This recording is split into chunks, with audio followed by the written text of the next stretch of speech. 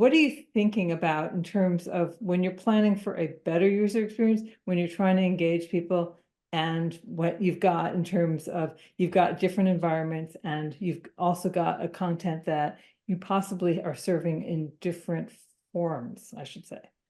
Yeah, we just want to create as many forums as possible where people can engage and give us direct feedback in real time to what they're seeing. So for as many of the games and matches that we're broadcasting, and all of the different countries and all the different leagues come with certain limitations about what we can and can't do, where you can and can't integrate advertising and a second screen experience.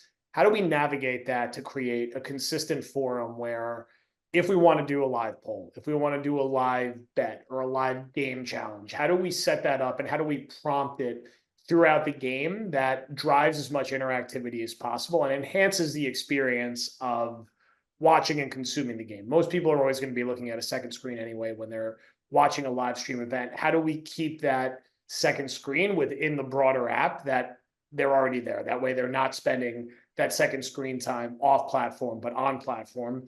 And then in advance of the event and after the event, how do we use off platform to show some of the different things that may have been missed and create awareness of what is coming up next and keep the audience's attention when there is not necessarily a live event or live game on. That's one of the bigger challenges that we're tasked to fill. It's easy to get someone in the door to watch a Premier League game, but how do you keep them entertained between the two Premier League games or when there's no game on? How do you create an experience for them in the app during the game, but also before and after the game, and then off platform that's going to prompt them to get back in time for the next outing? And we need to make sure that that experience is as seamless as possible for the customer and the user if they're going to take the leap to subscribe or pay for a pay-per-view for us and not go the route of trying to find the stream somewhere else, whether legally or illegally. So how do we go about doing that and enhancing the overall fan experience? So Joe, like what's one of the most popular types of interactivity that you can offer the fans? We've had a lot of success with the new Fan Zone tool that DAZN has been testing throughout the year. We've been able to integrate sponsors into it like Visa, which is effectively a hub within the app for fans where they can compete for different giveaways, give their different reactions in real time to the game. We could filter through different athletes and influencers there to kind of like have a second screen, almost like Manning cast type experience where they're watching and commentating on the game alongside the fans. And it's been encouraging early signs for that. And now it's how do we do it with as many sports and as many markets as possible?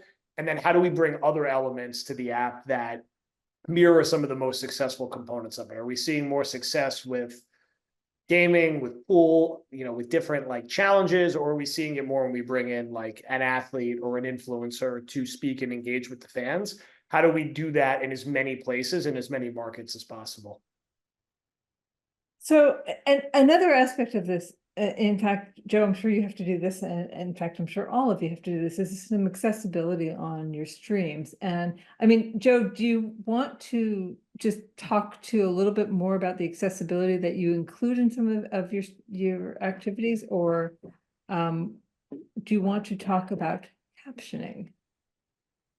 I mean, I think focusing on accessibility has definitely been a priority for us. How do we ease the user journey and user experience once they get in the app to find what we're broadcasting, and how do we get them to stay there? And what are the prompts to get them within the app, whether that's served via email or via other off-platform means? So enhancing accessibility, I think, is something that our tech side is always looking at. How do we make the steps and the user experience to getting in sort of the ecosystem where we're streaming all of these events as seamless as possible and not as clunky as possible? How do you sign up in as few clicks as possible? And how do you actually get into a spot where you're watching and engaging overall?